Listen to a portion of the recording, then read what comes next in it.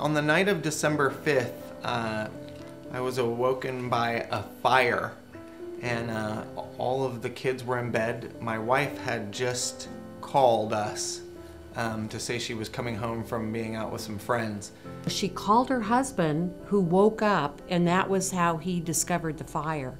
And that if she hadn't have made that phone call, you know, who knows what could have happened. All I saw was my house on fire, and so there was only about, it was probably literally like 5 seconds from the time that I pulled up, saw the flames, and you know, had that, I'm running into the house to get the family, and then I saw them standing outside, all of them. I just ran to them, and Maggie was there.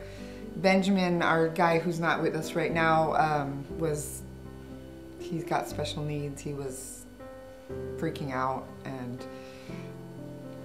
everybody was pretty freaked out. You got there, and there was neighbors were out, the fire department was there, they were packing up, and then you saw their house in the neighborhood, and it was just very damaged from the fire. The garage was pretty well, was all destroyed, and things had fallen. I remember from the second floor into the garage. The Sanders Willow was actually at a neighbor's house, and so some neighbors had directed us where we would find Willow.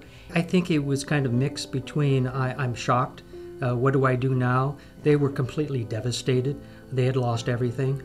All of their belongings were either up in fire or up in smoke damage or water damage, so they literally had nothing at all. I was kind of a basket case. And I remember feeling sort of bad about it. I couldn't hardly remember my name, you know, that kind of feeling. More what was impressed me was that it wasn't the husband and wife, it was their 3 small children and their medical needs, and they were disabled. And that's what really touched the heart, that we had to move fast and quick to help them.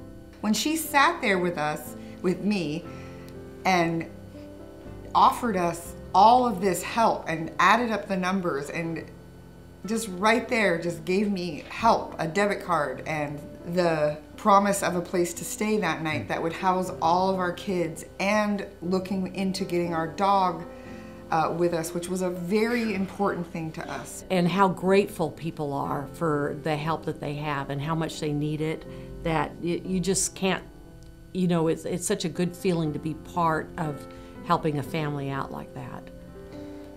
The Red Cross was there at just the most tragic time I can remember in our lives, and the amount of support and how quick it came was one of the first things that I have to say the Red Cross deserves a lot of credit for. I would say that the Red Cross is for you and for me, and not just for people in third world countries that go through giant earthquakes, and that's kind of what I thought before. And it's for your neighbors and the people down the street, and for anybody who's in dire need.